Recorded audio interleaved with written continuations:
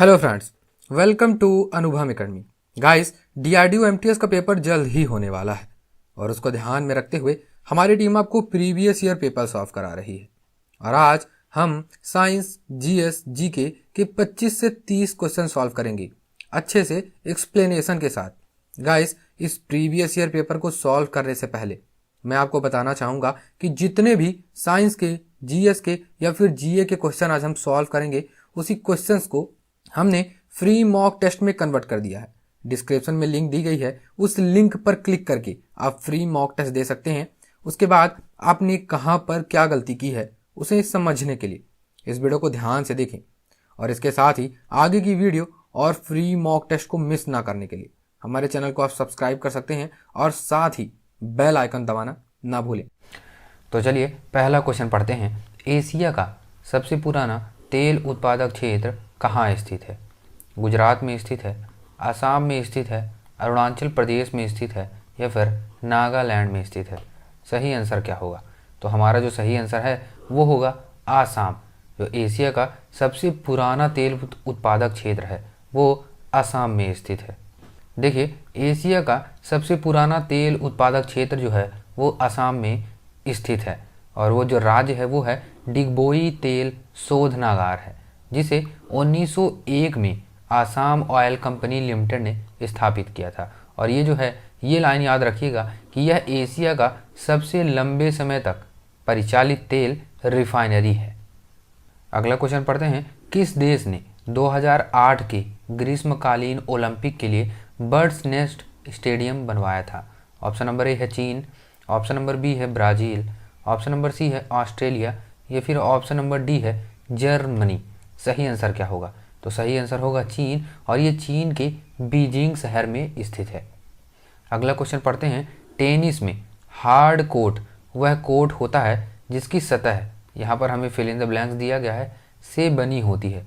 Concrete से बनी होती है, मिट्टी से बनी होती है, घास से बनी होती है या फिर कारपेट से बनी होती है?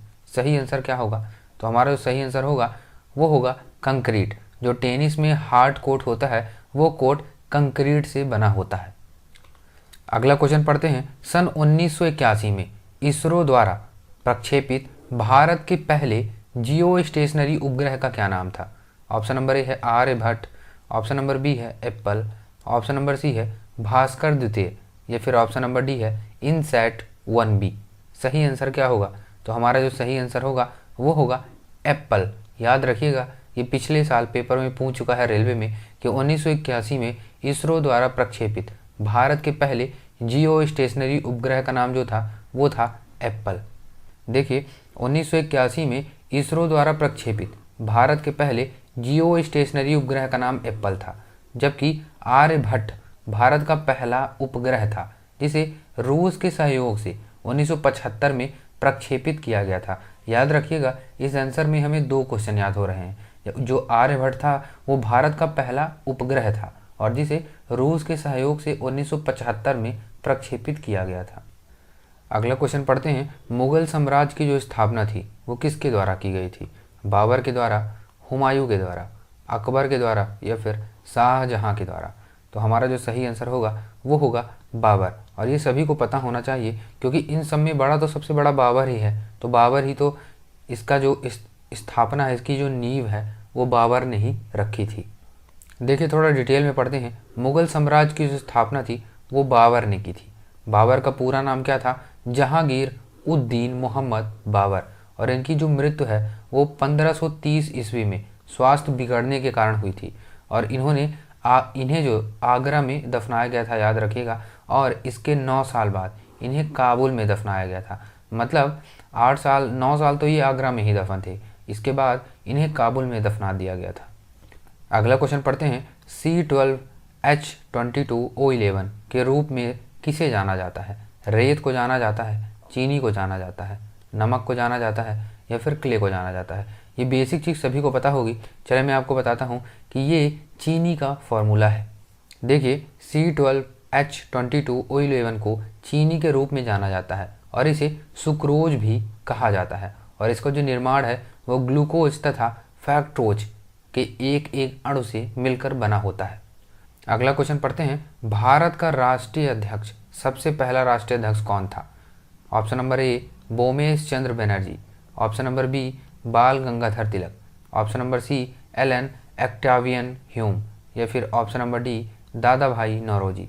सही आंसर क्या होगा? तो सही आंसर होगा बोमेश चंद्र बनर्जी भारतीय राष्ट्रीय कांग्रेस के पहले अध्यक्ष थे। देखिए, बोमेश चंद्र बनर्जी भारतीय राष्ट्रीय कांग्रेस के प्रथम अध्यक्ष थे। ब्रिटेन के हाउस ऑफ कॉमन्स के लिए चुनाव लड़ने वाले ये प्रथम भारतीय थे, याद रखिएगा। उल्लेखनीय है कि भारतीय राष्ट्रीय कांग्रेस की स्थापना जो थी वो 1885 ईस्वी में हुई थी। अगला क्वेश्चन पढ़ते हैं। निम्नलिखित में से हमें भिन्न चुनना है, एल्यूमिनियम, लोहा, तांबा या फिर पीतल। अगर आपने साइंस को, केमिस्ट्री को पढ़ा होगा तो आप बड़े आराम से बता पाएंगे। चलिए मैं इसका आंसर बताता हूँ। इसका जो सही आंसर होगा वो होगा पीतल। तो कैसे होगा? पीतल एक मिश्र धातु है, जबकि एल्यूमिनियम, लोहा तथा तांबा जो है वो एक धातु है, जबकि पीतल जो है वो मिश्र धातु है, याद रखिएगा। अगला क्वेश्चन पढ़ते हैं। निम्नलिखित में से किस रंगीन प्रकाश की आवृत्ति सबसे कम होती है? वैसे तो नॉर्मली आपको पता होगा, चलिए मैं आपको बताता हूँ। हरा होगा, नीला होगा, लाल होगा या फिर बैगनी होगा। सही आंसर क्या होगा? तो हमारा जो सही आंसर है वो है लाल। जो लाल रंग है उसमें जो प्रकाश की आवृत्ति होती है वो सबसे कम होती है। चलिए मैं आपको पूरा डायग्राम बना के दिखा देता हूँ। देखिए, आवृत्ति का क्रम निम्न प्रकार है। सबसे कम आवृत्ति लाल, फिर इसके बाद नारंगी, फिर पीला, फिर हरा, फिर नीला, फिर आसमानी और इसके बाद बैगनी। देखिए यहाँ पर लिखा हुआ है, अतः लाल रंग की जो आवृत्ति है वो सबसे कम तथा बैगनी रंग की जो आवृत्ति है वो सबसे अधिक होती है, याद रखिएगा।